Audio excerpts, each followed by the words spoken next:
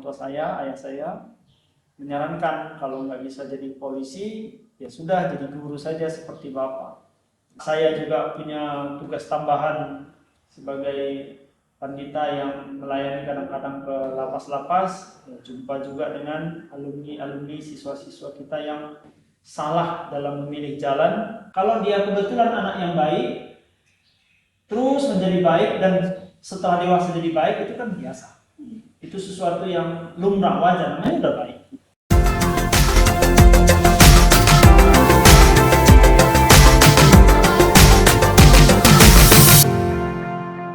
Nama sang etik budaya, nama budaya semuanya. Kembali lagi di podcast Education di episode 5. Masih bersama saya Vanessa yang akan membawakan acara hari ini dan menemani kalian semua. Bintang tamu kita kali ini spesial bagi saya. Kenapa? Karena saya sudah kenal beliau dari saya SD. Jadi beliau itu adalah guru saya, guru agama Buddha. Dari saya SD, SMP, sampai SMA. Jadi ya sudah kenal cukup baik lah ya. Siapa sih beliau? Beliau ini adalah seorang Romo, Pandita, guru agama Buddha. Oke, mari saja langsung kita sambut beliau. Namo Buddhaya Pak Pita. Namo Buddhaya. Oke Pak, bolehkah perkenalkan diri Bapak dulu kepada teman-teman sedharma?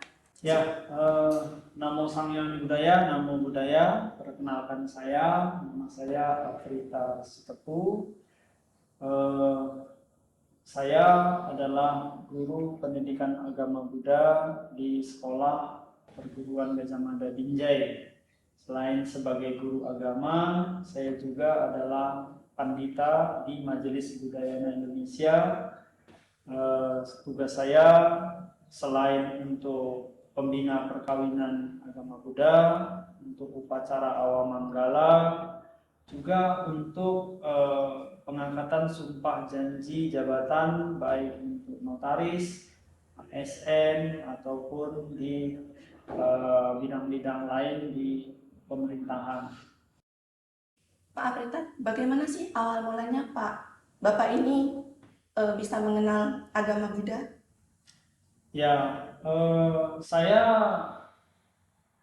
kelahiran tahun 80 ya, dari desa, dari kampung. Nama tempat saya lahir itu Dusun Buah Apang, Desa Beruang, Kecamatan Kuala. Saya lahir di sana dan tinggal di sana sambil mengenyam pendidikan SD juga di sana walaupun hanya kelas 1. Lalu saya pindah sekolah lagi ke sekolah negeri di Kota Binjai hingga kelas 2 SD, dan setelah kelas 2 SD saya pindah lagi ke sekolah swasta Gajah Mada sampai kelas 3 SMP, dan lalu melanjutkan pendidikan menengah saya di SMA Negeri 1 Binjai. Nah, jadi itu pendidikan formal, dan setelah tamat SMA saya melanjutkan pendidikan di Sekolah Tinggi Agama Buddha Bodhidharma, dan saya tamat di tahun 2006. 2006 itu Bapak langsung jadi guru?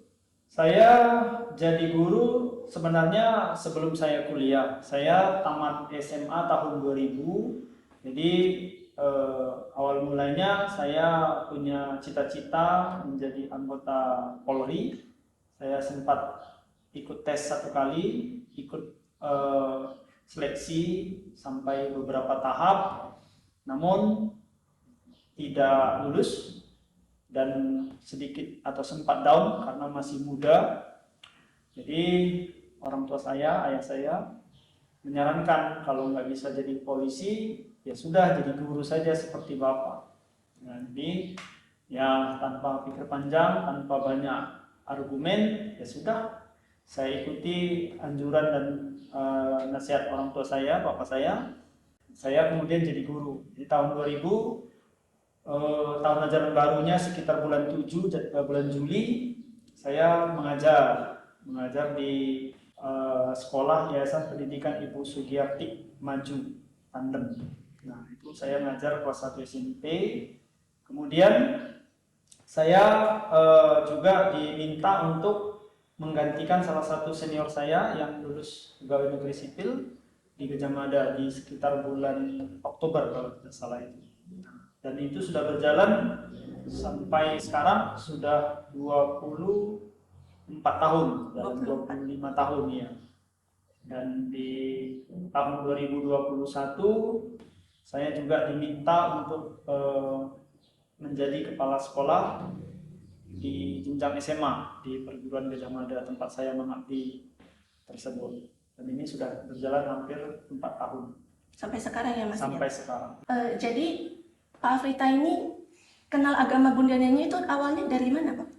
Iya, kalau saya mengenal agama Buddha yang sudah jelas itu dari orang tua saya, karena beliau juga seorang guru agama Buddha. Bahkan ya bisa dikatakan pegawai negeri guru agama Buddha pertama di Indonesia. Saya kelahiran 80, kemudian bersekolah di kampung. Ya, saya belajar banyak agama juga, bukan hanya agama Buddha. Justru saya belajar agama Buddha itu sejak saya bersekolah di Sekolah Gajah Mada di kelas 3 SD. Jadi sejak itu saya belajar agama Buddha sampai kelas 3 SMP. Dan ketika saya pindah lagi ke sekolah negeri, saya belajar agama yang lain lagi, karena dari sekian ratus siswa yang teman saya satu angkatan, cuma saya satu-satunya yang beragama Buddha. Namun karena itu mungkin sudah boleh dikatakan garis keturunan dari orang tua saya, ya setelah tamat SMA saya kembali lagi ke pendidikan agama Buddha, menjadi guru agama. Jadi banyak agama yang saya pelajari, tapi ya kembali lagi ke agama Buddha. Nah, seperti itulah. Saya punya sedikit basic pendidikan dari selain agama Buddha. Tadi kan Bapak ini kan ada cerita sedikit tentang Papa, ada ya. Jadi sekedar informasi ya guys. Dulu saya itu juga salah satu muridnya mendiang Bapak Sitepu, ayahnya dari Pak Afrita ini. Jadi bolehkah diceritakan sedikit tentang papanya ini Pak? Baik, papa saya atau bapak saya, Pak almarhum atau mendiang Pak Diri Sitepu juga adalah guru agama Buddha. Beliau beragama Buddha itu sebenarnya bukan dari lahir, sama seperti saya, sebenarnya bukan dari lahir, tapi beliau mengenal agama Buddha itu sekitar tahun 80-an, kurang lebih sekitar 82 atau 80, tahun 1982 atau 83. Beliau sendiri latar belakangnya mengenal agama Buddha bukan secara kebetulan, bukan juga karena sukarela dalam tanda petik, tapi justru karena terpaksa. Bukan dipaksa menjadi umat Buddha, bukan, tapi karena beliau menderita sakit. Beliau dulu menikah dengan ibu saya, lalu seperti lazimnya suku Karo, petani berladang, cuman dulu dengan metode tradisional, harus tebang kayu dengan kampak atau dengan alat-alat tradisional. Nah, di saat itu beliau sakit. Jadi sakit atas petunjuk dokter dan juga pengobatan tradisional, tidak boleh lagi kerja berat. Nah, lalu beliau hijrah ke kampung ibu saya. Dulunya beliau di kampung orang tua saya, ayah saya, di daerah Salapian, desa Parangguang, Kecamatan Salapian.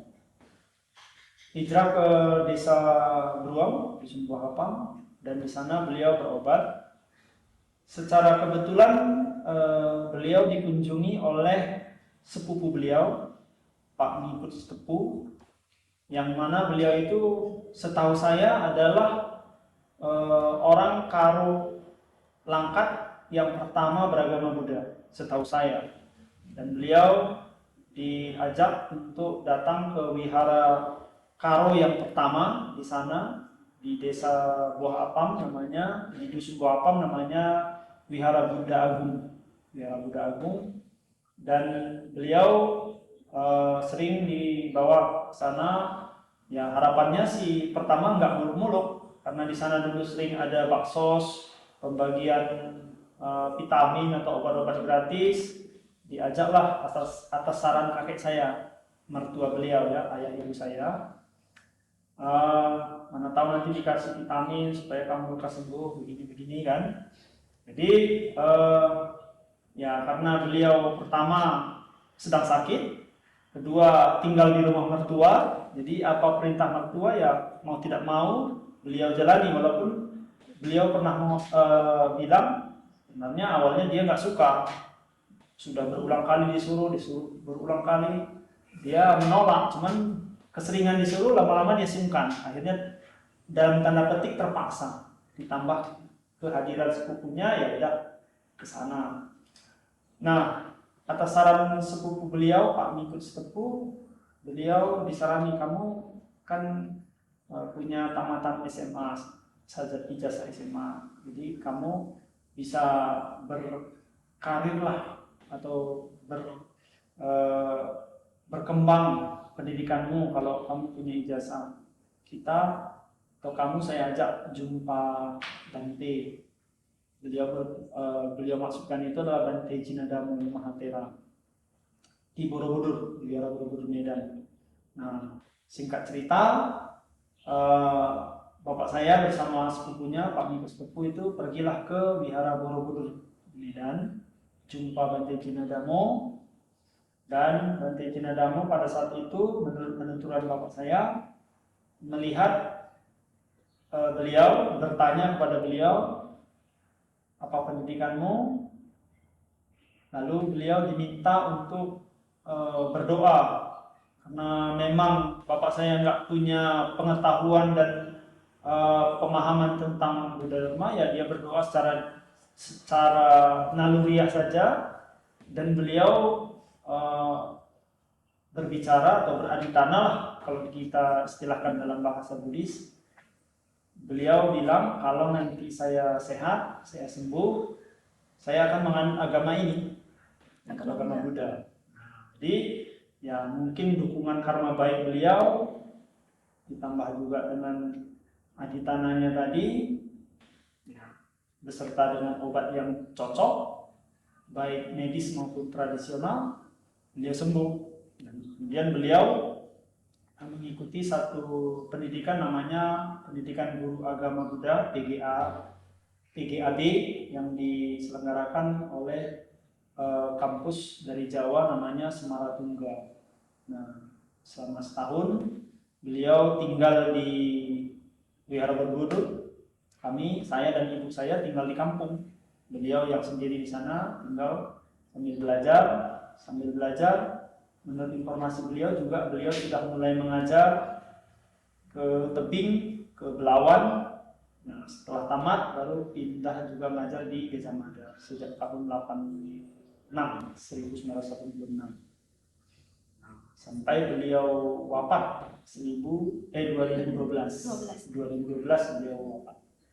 Nah, jadi itulah sedikit latar belakang saya mengenal agama Buddha ya, dari ayah saya, beliau yang menjadi orang tua, mentor, guru saya, sampai sekarang masih menjadi guru agama Buddha. Kalau boleh tahu sakit apa ya Pak? Ayah saya atau bapak saya, beliau 2009 sakit stroke. Ya, beliau hipertensi. 2009 beliau kena stroke, sudah hampir sembuh, tapi karena beliau punya riwayat merokok, jadi ada juga tambahan lainnya, penyempitan jantung, dan itu yang membuat beliau meninggal. Jadi ada pembengkakan dan penyempitan jantung. Jadi itu yang membuat beliau meninggal tahun 2012. Oke, Pak, kan mendiang Bapak ini kan sepertinya sebagai bukan hanya sosok ayah ya, Iya. tapi sebagai sosok mentor juga, guru. Jadi apakah ada pesan dari mendiang Bapak Sitepu ini kepada Bapak yang ingin Bapak sampaikan kepada teman-teman sedharma kita? Iya, secara implisit sih tidak ada pesan beliau yang mengharuskan saya begini, saya begitu, harus begini, harus begitu, tidak. Cuman secara eksplisit beliau itu sudah memberikan inspirasi kepada saya bagaimana dia atau beliau di masa beliau yang serba keterbatasan bisa menyebarkan agama Buddha sampai ke pelosok-pelosok. Kalau kita lihat tahun 80-an sampai 90-an awal yang namanya Desa Paranggom itu sangat-sangat ekstrim. Tapi beliau bersama dengan mendiang Bante Jinadamo, Pak Arifin Anwar, kemudian juga beberapa tokoh-tokoh Buddhis dari Kota Medan yang berjalan kaki hampir 1 jaman lebih dari Desa Telagah ke Paranggom itu jalan karena mobil tidak bisa masuk. Dan juga beliau bisa menginspirasi beberapa saudara-saudara sepupu beliau, keluarga-keluarga dekat, bahkan sampai sekarang masih ada yang eksis menjadi guru agama Buddha di Kota Medan. Jadi saya dari situ juga ya bisa mengikuti jejak beliau. Makanya saya bersama dengan teman-teman dari komunitas Buddhis yang terdiri dari suku Karo, Jawa, Tionghoa, kami ada 13 orang. Kami membentuk satu komunitas namanya Tim Dharma Duta Keliling, Tim Darling, khusus untuk pembinaan umat Buddha Karo, di mana sejak dari tahun 2013 pertengahan kalau tidak salah itu sampai sekarang kami sudah keliling, dan hasilnya saat ini umat Buddha Karo secara kualitas dan kuantitas bisa dikatakan sudah cukup berkembang. Dari segi kualitas, apa indikatornya?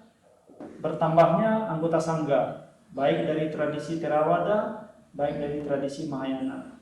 Kemudian dari segi pendidikan, ya, Tim Darling sudah melahirkan beberapa sarjana-sarjana agama Buddha dan juga sarjana-sarjana pendidikan umum, ya, yang kami sebar generasi Buddhis Karo ada di Jawa, ada di Lampung, ada juga di Medan.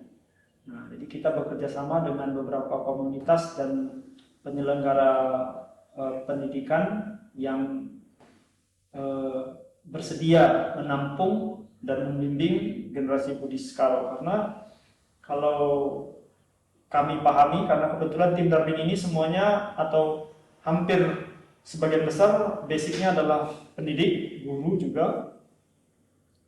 Kalau tidak melalui pendidikan, maka agama Buddha khususnya di komunitas Buddhis Karo itu tidak akan bisa eksis, tidak bisa bertahan lama kalau hanya sekedar sembahyang, ritualitas, baksos seperti itu.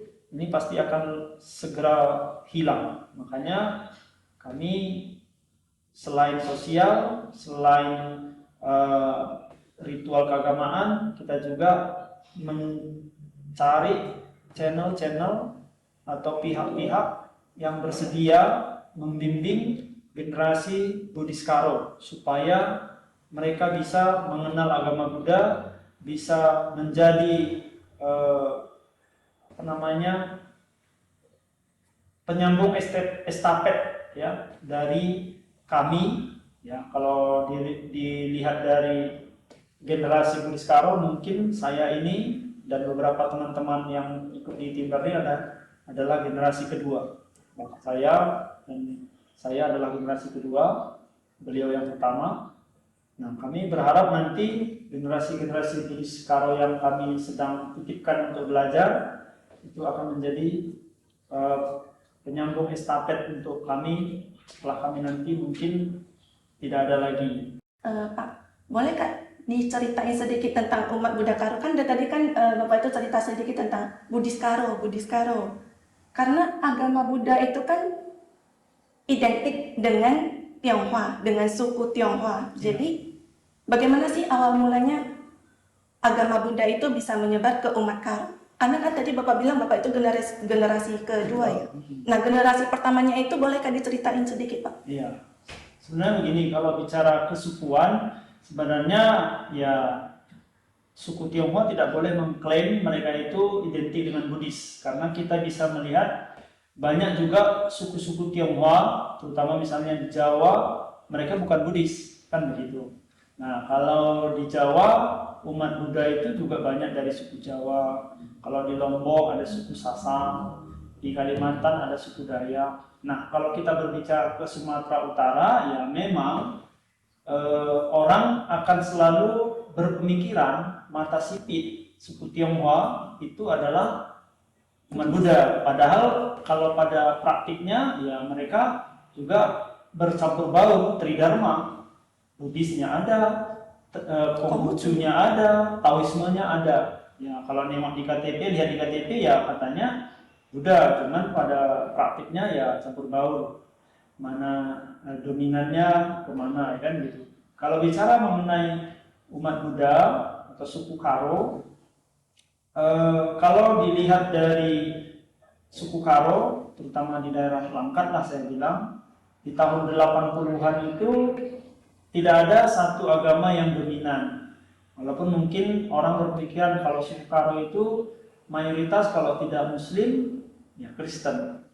Itu mungkin boleh disampaikan sekitar tahun 90-an. Tapi di tahun 80-an agama mayoritas itu di suku Karo tidak ada. Jadi dulu orang Karo punya agama tradisional namanya agama Pemena.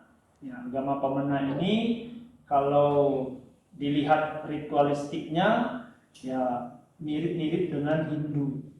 Ya, mereka menghormati arwah-arwah leluhur, menghormati lingkungan alam seperti itu. Jadi ketika agama Buddha datang waktu itu bersama dengan mendiang bapak saya, mendiang Tete Jinadamo.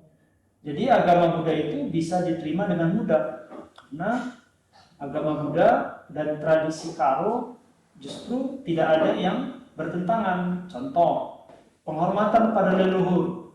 Buddhisme mengenal penghormatan pada leluhur, Ulambana, Cautu seperti itu kan, Patidana.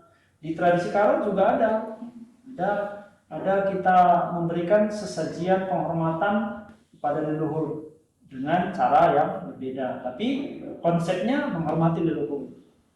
Kemudian kita juga Buddhisme selaras dengan alam. Ya, di agama Buddha juga seperti itu. Jadi secara garis besar ketika agama Buddha datang ke suku Karo tidak ada yang bertentangan. Ada istiadatnya, penghormatannya, kemudian segala yang berkaitan dengan Buddhis. Sejauh ini kita tidak pernah ada yang tidak cocok atau bertentangan, selaras dengan Buddhisme. Jadi menurut saya inilah yang membuat agama Buddha itu menjadi mudah diterima oleh umat Buddha Karo. Nah, jadi ini yang membuat agama Buddha itu dari awal sampai sekarang masih eksis, ya, yang tadi saya sampaikan, bisa berkembang secara kuantitas, bisa juga berkembang secara kualitas, seperti itu. Tadi ada disebutkan agama pemenang. Ya, agama pemenang. Apa itu agama pemenang? Agama pemenang itu bahasa Karo pertama, artinya pertama. Jadi pertama.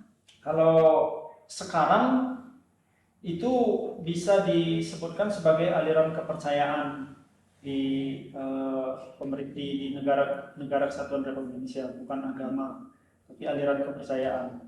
Ya, secara administratif aliran ini tidak terlalu eksis sekarang karena rata-rata suku Karo sudah punya agama, sudah punya agama, walaupun mungkin di KTP, tapi ya mereka penghormatan kepada leluhurnya masih mereka jalani. Nah, kalau dia di Buddhis, kita dalam sharing dharma kita ke wihara-wihara itu, kita selalu menganjurkan kalau bapak ibu keluarga kita ada yang meninggal ya masih melakukan penghormatan kepada leluhur, itu silakan, sah-sah saja. Karena kita di Buddhis ya di dalam Manggala Sutta itu kan dikatakan menghormat yang patut dihormati adalah berkah utama. Nah, jadi leluhur itu kan objek yang patut dihormati, patut dihargai, karena mereka sangat berjasa besar kepada kita dalam kehidupan kita. Jadi ya dengan cara, dengan metode, dengan perlengkapan, ya silakan saja. Kita di Buddhis tidak melarang untuk penghormatan semacam itu. Oke, baik. Balik lagi ya Pak ya. Tadi kan Bapak ini kan berprofesi sebagai guru. Sudah 24 tahun dan sudah mau 25 tahun pula kan. Betul. Jadi apa kesan-pesan Bapak sebagai seorang guru agama Buddha? Iya, setiap profesi itu kan apapun itu pasti memiliki suka dan duka. Kalau ditanya mana lebih banyak sukanya atau dukanya, ya saya seperti apa ya, melukis di atas air. Saya justru tidak terlalu melekat dengan suka dan duka. Saya hanya mengalir saja. Ya, kalau nanti terlalu dikenang-kenang yang dukanya membuat kita ya tidak menikmati pekerjaan itu. Terlalu menikmati pekerjaan itu juga kadang-kadang kita selalu terikat dengan zona nyaman. Jadi artinya ya mengalir dan mengikuti keadaan. Cuman kalau ditanya apa suka duka yang paling berkesan, ada setiap momen itu ada. Dari sukanya dulu ya. Dari sukanya ya kita bisa mengikuti perkembangan siswa-siswa kita dari SD, karena saya mengajar dari dulu, saya mengajar dari TK, SD, SMP sampai SMA. Jadi saya bisa melihat mereka bertumbuh, ya berkembang baik secara fisik, secara pendidikan, profesi. Nah, ada juga siswa-siswa saya yang sudah mengikuti jejak saya, ada yang jadi guru juga, bahkan ada yang lebih dari saya, yaitu jadi anggota sangga. Ya, dukanya ada juga, ya namanya ibarat kita menanam tumbuhan itu, dari banyak tumbuhan ada yang tumbuh subur berkembang, ada juga yang mati ataupun gagal, ada juga yang memilih jalan yang salah. Jadi dukanya itu ketika kita, karena saya juga punya tugas tambahan sebagai pandita yang melayani kadang-kadang ke lapas-lapas, ya, jumpa juga dengan alumni siswa-siswa kita yang salah dalam memilih jalan, ya, tapi masih bisa bersyukur mereka masih mau mengikuti kegiatan-kegiatan keagamaan yang sedikit banyak itu bisa menyadarkan mereka dan membantu mereka untuk mendapatkan proses mereka bisa lebih cepat bebas. Jadi sukanya ya melihat mantan siswa-siswa saya bisa bertumbuh, sukses, bisa mengenal Buddha Dharma lebih lanjut, seperti MC saya hari ini. Ya, beliau Anda juga kan adalah siswa saya. Ya, betul. Dan kru-kru dari kegiatan ini juga banyak, atau ada beberapa siswa saya, mantan siswa saya. Ini adalah satu kebanggaan bagi saya pribadi. Bapak itu kan dari tadi bilangnya mantan siswa ya Pak? Iya. Tapi bagi saya itu kalau sekalinya guru tetap guru loh Pak. Tidak ada yang namanya mantan siswa. Kalau bagi Bapak kan ya mantan siswa, tapi bagi saya ya guru, sekali guru ya tetap guru. Ya. Jadi sebenarnya ini kan ada hubungan sebenarnya, ada korelasi. Kalau saya mengatakan tidak ada mantan guru, kalau Vanessa bilang tidak ada mantan siswa. Jadi artinya di sini kita kan saling menghargai dalam posisi kita. Jadi kan tidak perlu diperdebatkan. Iya, ya, sama. Seorang guru atau seorang siswa menganggap tetap guru tetap sampai kapanpun tetap guru. Jadi seorang siswa menganggap sampai kapanpun tidak ada mantan siswa. Jadi ada hubungan guru menghargai siswa menghargai gurunya, si guru tetap menghargai siswanya. Jadi kan tidak ada sesuatu yang bertentangan kan begitu.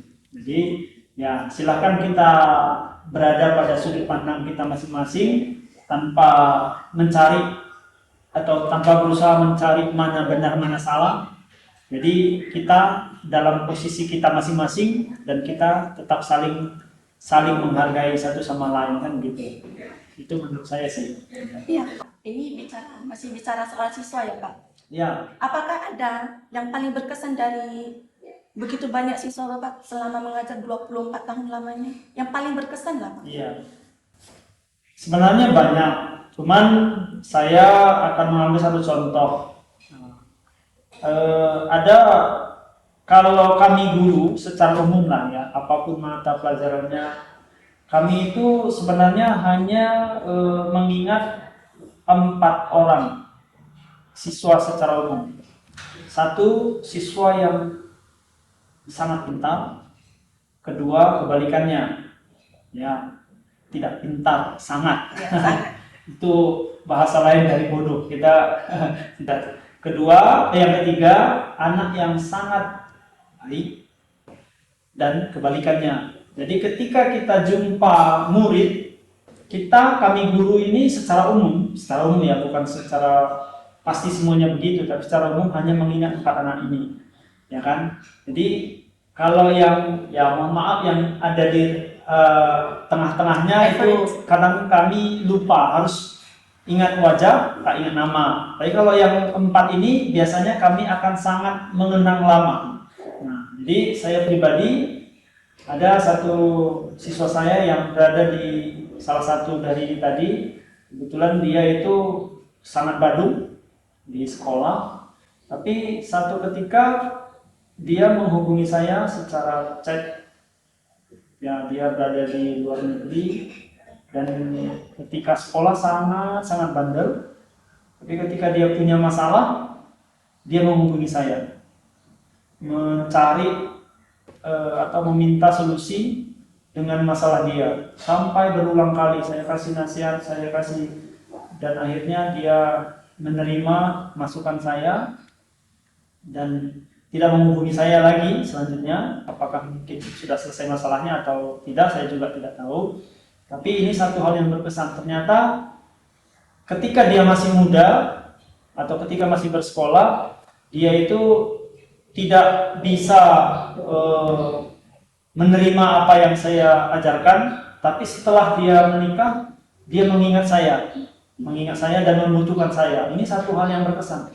Kalau dia kebetulan anak yang baik, terus menjadi baik dan setelah dewasa jadi baik, itu kan biasa. Itu sesuatu yang lumrah, wajar, namanya udah baik. Tapi ketika dia tidak baik ataupun bandel saat bersekolah, tetapi ketika dia sudah berada di fase di mana dia tidak bersekolah dan dia mengingat saya dan membutuhkan saya, itu saya kira sesuatu yang spesial. Itu pandangan pribadi saya ya. Tapi ya itulah yang cukup berkesan bagi saya, di mana ketika ada orang yang dulunya tidak mau belajar, tidak mau mendengarkan apa yang kita bimbing, karena pada prinsipnya para guru itu kan mengajarkan yang baik, tapi siswanya tidak mau mendengar. Namun ketika dia punya masalah, justru dia membutuhkan sosok guru, membutuhkan saran. Nah, itu sesuatu yang spesial menurut saya. Itu. Oke Pak, jadi sebelum kita tutup ya, ini pertanyaan terakhir. Ajaran agama Buddha itu kan luas ya Pak? Iya. Bapak juga sudah menjadi seorang guru, sudah sangat lama juga. Jadi apa sih yang paling disukai dari seorang Pak Afrita ini dari ajaran agama Buddha? Ya, kita tahu guru agung kita mengajarkan dharma itu kan juga lama, 45 tahun, ya kan. Jadi apa yang beliau ajarkan juga sangat luas. Tapi merujuk dari lamanya dan luasnya ajaran dharma, beliau juga mengatakan dalam satu sutta, apa yang saya ajarkan itu ibaratkan segenggam daun di tengah belantara yang begitu luas, kan begitu. Itu kalau merujuk dari ajaran Buddha yang Buddha ajarkan. Nah, bagi saya pribadi, ajaran Buddha yang begitu luas itu juga ada yang spesial, yaitu apa?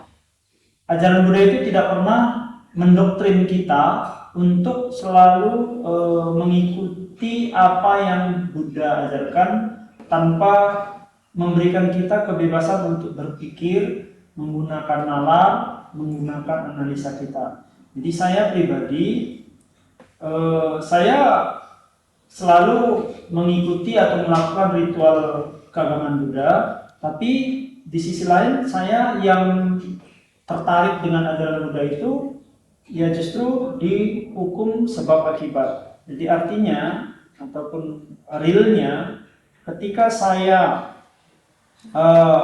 mengembangkan sesuatu yang positif bagi sekitar saya, maka sekitar saya atau lingkungan saya juga akan meresponnya dengan hal yang positif. Jadi hukum sebab akibat, hukum tabur tuai itu yang sangat spesial bagi saya.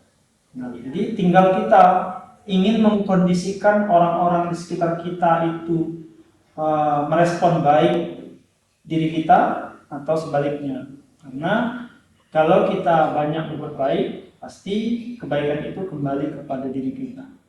Jadi kalau kita berbuat jahat juga sama, kejahatan itu juga akan kembali kepada kita. Jadi tidak perlu banyak membaca kitab, nggak perlu banyak ritual, itu bisa langsung kita renungkan, bisa kita rasakan, bisa kita hayati benar atau tidak ajaran Buddha itu. Jadi ini yang membuat saya sangat respect, sangat tertarik, dan sejauh ini masih beragama Buddha, nah itu pastinya. Dan mungkin ya memang di dalam Dhamma itu dikatakan sabi samkara anicca, segala yang terkondisi tidak kekal. Tapi selagi saya dalam kehidupan ini, ya mudah-mudahan sampai kehidupan selanjutnya saya masih bisa bertemu dengan Buddha Dharma. Itu satu harapan saya hingga mencapai pencerahan lah pastinya. Oke, baik, kita tutup acara kita hari ini. Terima kasih Pak Prita sudah datang dan meluangkan waktunya yang sangat padat. Semoga dari apa yang Bapak ceritakan hari ini, dari masa kecil Bapak, dari mendiang Pak Sutepu, dan selama menjadi guru bisa bermanfaat bagi kita semua dan memotivasi kita semua dalam menjalani ajaran agama Buddha. Semoga komunitas Darling yang Bapak dan bersama tim yang Bapak dirikan bisa berkembang lebih luas lagi. Oke, terima kasih sudah menonton podcast Discussion. Jangan lupa like, subscribe, dan share konten kita kali ini ya. Bye-bye. Namo Sang Hyang Adi Budaya, Namo Buddhaya. Namo Buddhaya.